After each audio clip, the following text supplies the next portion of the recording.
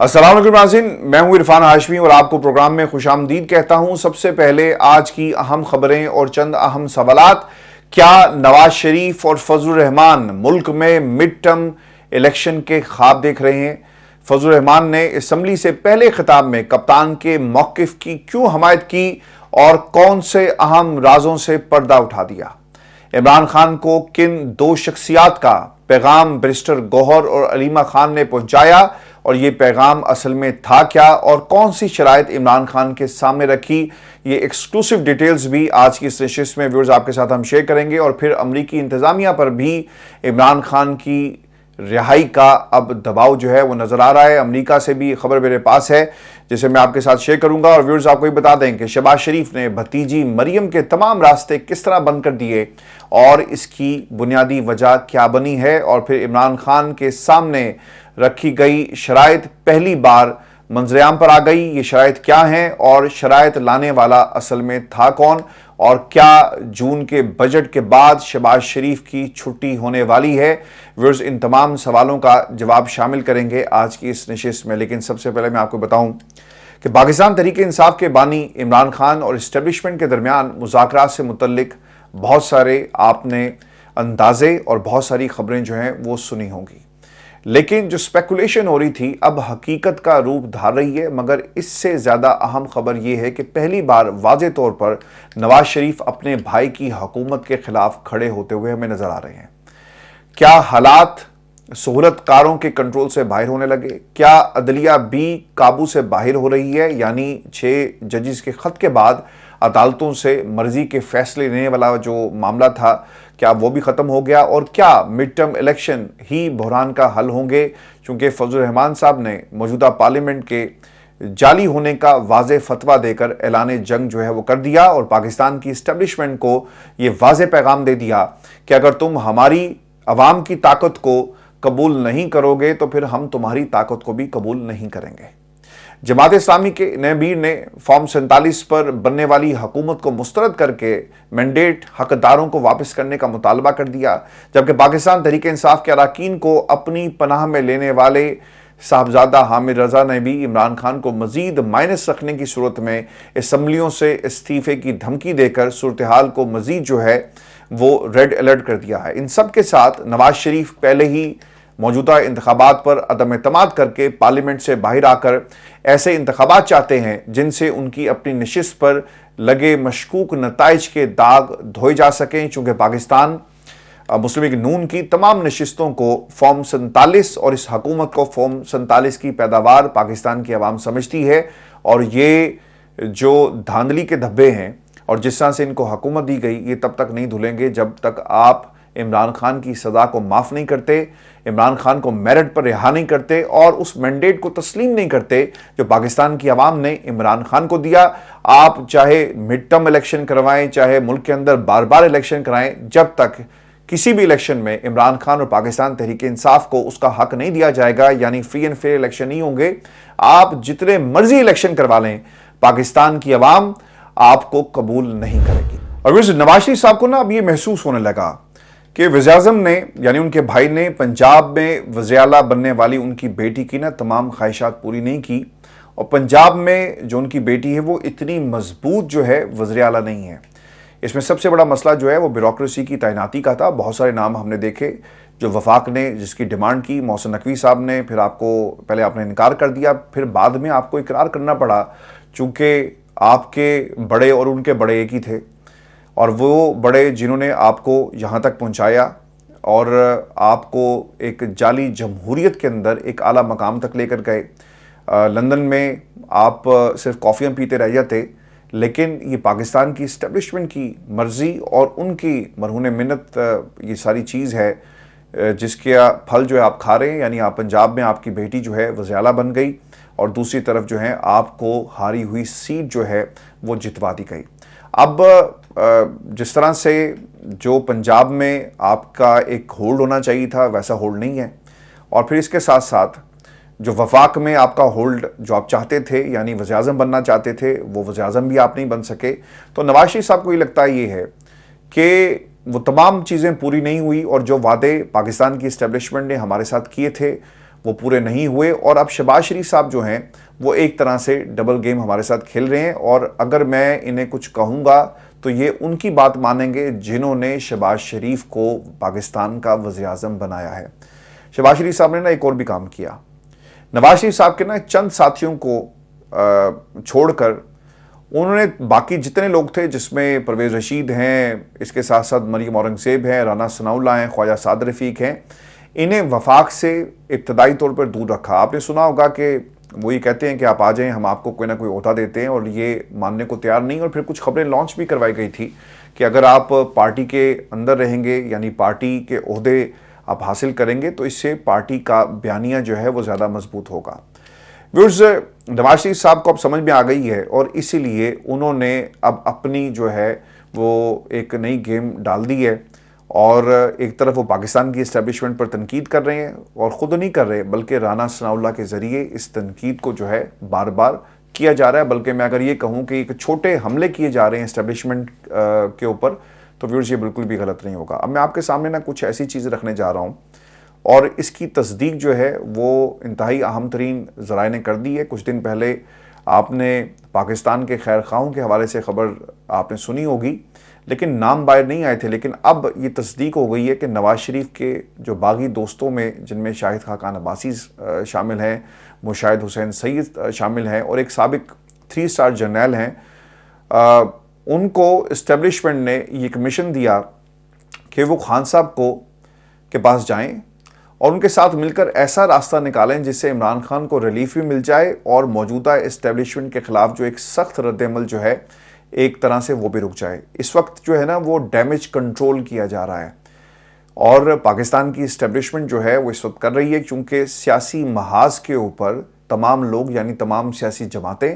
چاہے وہ رانا ثناءاللہ جن کی حکومت ہے ملک کے اندر، نواز شریف جن کا بھائی وزیر اعظم ہے، جن کی بیٹی پنجاب میں جو ہے وہ حکومت کر رہی ہے، وہ کوئی بھی ہو، وہ اس وقت پاکستان کی اسٹیبلشمنٹ پر یا تو کھل کے بات کر رہا ہے، جس طرح خان صاحب جیل میں کھل کر بات کرتے ہیں تو ان کو روک دیا جاتا ہے، صحافیوں کو باہر نکال دیا جاتا ہے، اور وہ لوگ جو حکومت کے اندر ہیں وہ دبے الفاظ میں کرتے ہیں، یہاں تک کہہ دیتے ہیں، رانا ثناءاللہ نے جس طرح کہا کہ انہیں اپنے کردار میں واپس جانا ہوگا، یعنی نیوٹرل رہنا ہوگا، اور اگر نیوٹرل نہیں رہوں گے تو پھر ہم مزاحمت کریں گے۔ یعنی ہر شخص جو ہے وہ اس وقت پاکستان کی اسٹیبلشمنٹ کے اوپر تنقید کر رہا ہے۔ اور پھر ایک اور بات، پاکستان کی اسٹیبلشمنٹ پر جب تنقید ہوتی ہے تو عام طور پہ جلسوں میں کی جاتی ہے، پریس کانفرنسز میں کی جاتی ہے، جنہیں آف ایئر کر دیا جاتا ہے، لیکن یہ پہلی دفعہ ہوا کہ پارلیمان میں کھڑے ہو کر فضل الرحمان نے بھی تنقید کی، اسد کیسر نے بھی تنقید کی، لیکن فضل الرحمان صاحب نے زیادہ تنقید کی، اور پھر اچکزئی صاحب نے زیادہ تنقید کی، اور پاکستان کا اصل وارث کون ہے، پاکستان کیسے حاصل کیا گیا، یہ پاکستان کی اسٹیبلشمنٹ کا کردار نہیں تھا، بلکہ یہ پاکستان کی عوام اور ان کے آباء و اجداد کی وجہ سے ملک حاصل ہوا، یہاں تک تانے پاکستان کی اسٹیبلشمنٹ کو مل رہے ہیں۔ اور دیوار کے پیچھے کون سی طاقتیں ہیں، کون سے ہاتھ ہیں، یہ پارلیمان کے فلور پر کھڑے ہو کر اس کا باقاعدہ جو ہے وہ چرچا کیا جا رہا ہے۔ ذرائع ویورز یہ بتاتے ہیں کہ عمران خان کے سامنے مختلف آپشنز رکھے گئے، اور میں آپ کو یہ بڑی ذمہ داری سے یہ خبر دے رہا ہوں۔ جو پہلا آپشن رکھا گیا کہ اگر انہیں کیسز سے ریلیف دیا جائے تو وہ موجودہ جو ٹینیور ہے، یعنی اس وقت جن کا ٹینیور ہے، ان کے بارے میں مکمل جو ہے وہ خاموشی اختیار کریں گے، یعنی ڈرائنگ روم کی سیاست تک محدود رہیں گے اور اس سے باہر نہیں آئیں گے، یعنی جلسے جلوس نہیں کریں گے، لوگوں کو موبلائز نہیں کریں گے، اور اس یقین دہانی کے بعد جو ہے پاکستان کی اسٹیبلشمنٹ جو ہے وہ یقیناً کچھ ان کے بارے میں سوچ سکتی ہے۔ دوسری چیز یہ ہوئی کہ اگر وہ 2 سال تک خود ساختہ جلا وطنی کے لیے تیار ہوں گے تو انہیں کیسز سے ضمانتیں دے کر جو ہے وہ رہا کیا جا سکتا ہے، اور اس کی کوئی صورت نکل سکتی ہے۔ ذرائع ویورز یہ بھی بتاتے ہیں کہ عمران خان نے پیغام رساں پر واضح کر دیا کہ انہیں جھوٹے کیسز سے میرٹ پر ضمانت پر رہا کیا جائے، یعنی جس طرح سے اسلام آباد ہائی کورٹ میں ایک ضمانت لگی ہوئی ہے نا، تو میرٹ پر ضمانت دی جائے، اور رہائی کے بعد سٹیک ہولڈرز ان سے براہ راست جو ہے مذاکرات کریں، اور ان مذاکرات میں شرائط پر بات ہوگی، لیکن سب سے اہم شرط یہ ہوگی کہ ان جو 9 مئی کا ایک جھوٹا بیانیہ پاکستان تحریک انصاف کے خلاف بنایا گیا، اس بیانیے سے آپ کو پیچھے ہٹنا ہوگا، جبکہ فارم 47 کی غیر جانبدارانہ تحقیقات کے حوالے سے بھی کچھ شرائط جو ہیں انہیں تسلیم کرنا ہوگا، اور اگر آپ یہ سزائیں تسلیم نہیں کریں گے تو پھر ٹھیک ہے، ہم بھی یہاں بیٹھے ہوئے ہیں اور آپ پھر پاکستان کی سیاست کو جس طرح آپ نے چلانا ہے آپ چلا سکتے ہیں۔ اور ویسے آپ کو یہ بھی میں خبر دے دوں، جو مستند ذرائع یہ بتاتے ہیں کہ عمران خان کو یہ پیغام جو ہے مشاہد حسین اور شاہد خاقان عباسی کی طرف سے بیرسٹر گوہر اور علیمہ خان کے ذریعے جو ہے یہ پیغامات جو ہیں پہنچائے گئے ہیں۔ اب یہ سوال یہ ہے کہ عمران خان سے مذاکرات کیوں ہو رہے ہیں؟ آپ کو بتا دیں کہ موجودہ اسٹیبلشمنٹ کو درپیش مسائل کے علاوہ امریکہ میں پاکستانی کمیونٹی اور عرب کمیونٹی کی جانب سے بھی امریکہ کی موجودہ انتظامیہ کو اپنے ملک میں آئندہ انتخابات سے پہلے پاکستان میں عمران خان اور ملک کی سب سے بڑی جماعت کے خلاف بدترین انتقام پر سخت رد عمل کا اس وقت سامنا ہے۔ اس لیے سفارت خانوں کی رپورٹ یہ بتا رہی ہے کہ صدر بائیڈن نے ان کمیونٹیز کو اہم پیغام دینا شروع کر دیا ہے کہ وہ پاکستان میں سیاسی اور انسانی حقوق کی خلاف ورزیوں کو مکمل طور پر جو ہے وہ دیکھ رہے ہیں، اور اسے ایڈریس بھی کیا جائے گا۔ اور آپ نے دفتر خارجہ کی مختلف میٹنگز کے اندر جو بریفنگز دی گئی اس میں یہ معاملہ دیکھا بھی، چونکہ الیکشن ہو رہے ہیں اور پاکستانی ڈائسپرا ہو، اس کی ایک بڑی اہمیت ہے، اور عمران خان جو ہیں وہ صرف پاکستان کے لیڈر نہیں ہیں بلکہ مسلم امہ کے لیڈر ہیں، اور یہ پریشر اور یہ جو پبلک پلس ہے اس کا اثر آنے والے الیکشن میں جو بائیڈن کی حکومت کو جو ہے وہ سامنا اس کا کرنا پڑ سکتا ہے۔ اور پھر خاص طور پہ جس طرح سے امریکہ نے فلسطین کے معاملے میں اپنا کردار ادا کیا، اس کے بعد بائیڈن انتظامیہ ہے اس کے لیے مشکلات بہت زیادہ ہمیں اس وقت نظر آ رہی ہیں۔ ویورز، بائیڈن انتظامیہ یہ داغ جو ہے وہ دھونا چاہتی ہے کہ رجیم چینج میں ان کا کوئی ہاتھ نہیں، اور وہ الیکشن میں پاکستانی اور مسلم کمیونٹی کی ہمدردیاں سمیٹنا چاہتی ہے۔ اس لیے ان دونوں جو فریقین ہیں ان کے درمیان مذاکرات کی خبریں جو ہیں وہ آؤٹ کر کے یہ تاثر دیا جا رہا ہے کہ پیش رفت ہو رہی ہے اور دونوں طرف سے معاملات جو ہیں آگے بڑھ رہے ہیں، اور اس کا نتیجہ بہت جلدی نکلے گا۔ مقامی سطح پر اب صرف پاکستان تحریک انصاف ہی نہیں ویورز، بلکہ فضل الرحمان سمیت پاکستان کی جو دیگر سیاسی جماعتیں ہیں انہوں نے جعلی پارلیمنٹ کے خلاف جو ہے اپنا ایک سخت رد عمل دینا شروع کر دیا ہے۔ اس لیے اسٹیبلشمنٹ اب اس ایشو کو ایڈریس کرنا چاہتی ہے، اور فضل الرحمان نے جو پارلیمنٹ میں آج موقف اپنایا اس کے بعد خطرے کی گھنٹی بج گئی ہے، اور یہ خطرے کی گھنٹی صرف پاکستان میں طاقتور حلقوں کے لیے نہیں ہے بلکہ شہباز حکومت کے لیے بھی ہے۔ ایک جارحانہ انداز اپنایا گیا فضل الرحمان صاحب کی طرف سے، اور انہوں نے پاکستان کی اسٹیبلشمنٹ کو ایک واضح پیغام دینے کے ساتھ ساتھ للکارا ہے۔ وہ یہ کہتے ہیں کہ ملک کے قائم ہونے میں پاکستان کی بیوروکریسی اور اسٹیبلشمنٹ کا ہاتھ نہیں ہے، اور نہ ہی کوئی کردار ہے۔ انہوں نے کچھ نہیں کیا، یہ صرف ہمارے اوپر، وہ کہنا یہ چاہ رہے ہیں کہ یہ صرف ہمارے اوپر حکومت کرنا چاہتے ہیں۔ حکومتیں بنانا، گرانا، مٹانا یہ صرف ان کا کام ہے، اس کے علاوہ پاکستان کے ساتھ ان کا کچھ لینا دینا نہیں ہے۔ پھر وہ یہ بھی کہتے ہیں کہ سوچنا ہوگا کہ آج عوام اور پاکستان کی اسٹیبلشمنٹ کہاں کھڑی ہے۔ کیا یہ عوام کی پارلیمنٹ یا اسٹیبلشمنٹ کی ترتیب دی ہوئی پارلیمنٹ ہے؟ اس سے ہم نے کب نکلنا ہے یا اسی میں دھستے چلے جانا ہے؟ حل برداری کے بعد فضل الرحمان صاحب کا یہ پہلا خطاب تھا، اور انہوں نے اسد کیسر کی بات کو نہ صرف انڈورس کیا بلکہ یہاں تک کہا کہ میں ان کے اس مطالبے کو درست سمجھتا ہوں کہ جلسہ کرنا ہر پارٹی کا حق ہے، آپ انہیں کیوں روک رہے ہیں؟ اور پھر انہوں نے یہ بھی کہا کہ اس بار اسمبلیاں بیچی اور خریدی گئی۔ آج جمہوریت کدھر کھڑی ہے، یہاں بیٹھنے میں ہمارا ضمیر کس طرح مطمئن ہو گیا؟ قائد اعظم کا پاکستان آج کہاں ہے؟ شاید تاریخ ان حقائق سے کبھی پردہ اٹھائے گی۔ پھر جو انہوں نے ایک اور بات کی اور بڑے سخت الفاظ استعمال کیے پاکستان کی اسٹیبلشمنٹ کے حوالے سے ویورز، وہ یہ کہتے ہیں کہ دیوار کے پیچھے جو قوتیں ہمیں کنٹرول کرتی ہیں، فیصلے وہ اور منہ ہمارا کالا کیا جاتا ہے۔ انہوں نے پھر یہ بھی کہا کہ حکومت میں موجود جماعتوں کے سینئر لوگ مینڈیٹ پر سوال اٹھا رہے ہیں، ہم نے سودے کیے اور جمہوریت کو یعنی پاکستان کی جمہوریت کو بیچ دیا۔ ہماری معلومات یہ ہیں کہ اس بار اسمبلی بیچی گئی اور خریدی گئی۔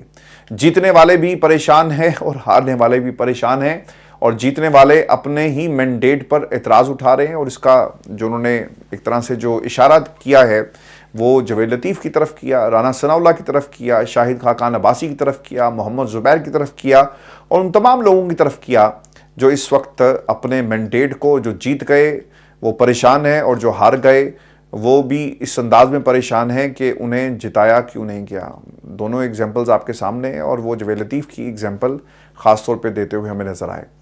فضل الرحمان صاحب نے مزید یہ بھی کہا کہ ہم اس لیے کمزور ہیں کیونکہ ہم نے جمہوریت بیچی، ہمیں الیکشن میں نکلنے ہی نہیں دیا گیا، ہم یہ کہنے پر مجبور ہیں کہ پاکستان ایک غیر محفوظ ریاست ہے۔ کیا آپ لاہور کے نتائج سے مطمئن ہیں؟ اور یقیناً ویورز، یہ انہوں نے جو اشارہ کیا ہے وہ پاکستان میں جو اس وقت سب سے بڑی جماعت ہونے کا دعوے دار، جس جماعت کا لیڈر ہے نواز شریف، یہ ان کی طرف تھا۔ اور نواز شریف صاحب جو ہیں وہ تو بڑے دوست تھے، لیکن اب نواز شریف صاحب ایک طرح سے ان کی جو دوستی ہے، ایسا لگتا ہے کہ اب فاصلے ہمیں ان کی دوستی میں نظر آ رہے ہیں۔ ویورز، نواز شریف کو اب شہباز حکومت سے کوئی دلچسپی نہیں رہی، یہ بھی میں آپ کو ایک خبر دے دوں، چونکہ وائبز ہمیں نون لیگ کے حلقوں سے یہی آ رہی ہیں۔ وہ اس کوشش میں ہے کہ اگر عمران خان سے سٹیک ہولڈرز کے مذاکرات ہوں تو ان کی لابی کے اسحاق ڈار اور احسن اقبال بھی مذاکرات میں شریک ہوں، تاکہ شہباز شریف اور پاکستان کی اسٹیبلشمنٹ یک طرفہ فیصلے نہ کر سکے اور پتہ لگے، یعنی ناکہ لگانے کی انہوں نے کوشش کی ہے، اور اسحاق ڈار کو ڈپٹی پرائم منسٹر بنا کر وہ یہ سمجھتے ہیں کہ وہ یہ ناکہ لگانے میں بالکل کامیاب ہو جائیں گے۔ یعنی اگر وہ پرائم منسٹر نہیں بنے تو چلو کوئی بات نہیں، ان کے گھر کا پرائم منسٹر تو بن گیا۔ یہ بات واضح ہو گئی ہے ویورز کہ عمران خان کو جبر کے ساتھ مائنس کرنے والے تمام سٹیک ہولڈرز کو اپنی اپنی بقا کی اب فکر لاحق ہو گئی ہے۔ یہ سٹیک ہولڈرز چاہے پی ڈی ایم کی جماعتوں میں ہوں یا پاکستان کی اسٹیبلشمنٹ یا واشنگٹن انتظامیہ، اب سب پریشان ہے کہ ہم نے اپنے اس امیج کو کیسے برقرار رکھنا ہے، چونکہ کپتان نے حقیقی قربانیاں دے کر سب کو جھکنے پر مجبور کر دیا، اور یہی ان تمام لوگوں کا مقدر جو ہے وہ بن چکا ہے۔ اور ویورز، میں آپ کو یہ خبر بھی دے دوں کہ پاکستان کے اگر آپ جتنے بھی جریدے ہیں، اخبارات ہیں، جتنے بھی آپ کے میڈیا ہاؤسز ہیں، ان کی ویب سائٹ پر آپ جا کر دیکھیں نا، تو اس سے پہلے اتنی کھلم کھلا تنقید جو ہے وہ پاکستان کی اسٹیبلشمنٹ کے حوالے سے پہلے کبھی نہیں ہوئی۔ کچھ دن پہلے ہی آپ کو یاد ہوگا کہ جنرل عاصم منیر کا نام لے کر ایکسپریس نیوز نے خبر چھاپی، جو خان صاحب کا بیان تھا۔ اس کے بعد ہم نے جیل میں پابندیاں عمران خان کے خلاف لگتی ہوئی دیکھی، لیکن پاکستان کا میڈیا اب اسٹیبلشمنٹ کے کردار کو باقاعدہ طور پر رپورٹ کر رہا ہے، اور شاید یہ یقیناً جیت ہے عمران خان کی۔ اور اگر کوئی اسے اپنی جیت سمجھتا ہے تو میرے نزدیک یہ عمران خان کی جیت ہے، اور عمران خان کی وجہ سے ہوا، کیونکہ جب آپ ریزسٹنس کا ستارہ بن جاتے ہیں نا، اور علامت بن جائیں، تو پھر لوگوں کو جو ہے نا اس سے حوصلہ ملتا ہے۔ اور پاکستان میں جو اس وقت ہو رہا ہے جمہوریت کے ساتھ، ہم نے یہ پاکستان کی تاریخ میں اس سے پہلے کبھی نہیں دیکھا۔ لوگوں کو بولنے نہیں دیا جاتا، لوگوں کو اٹھا لیا جاتا ہے، لیکن یہ پہلی دفعہ ہوا ہے کہ پچھلے کچھ دنوں سے پاکستان کی اسٹیبلشمنٹ کے حوالے سے آپ کو جو اخبارات ہیں وہ بھی خبریں لگاتے ہوئے نظر آئیں گے۔ اور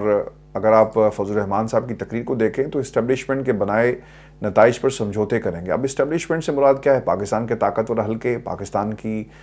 فوجی قیادت، اور صرف نام ہی نہیں آپ نے لکھا، لیکن اس کے علاوہ سب کچھ جو ہے ان خبروں کے اندر باقاعدہ طور پر جو ہے وہ رپورٹ کیا گیا۔ یہ ایک بڑی تبدیلی جو ہے وہ پاکستان کے میڈیا پر آپ کو جو ہے اس وقت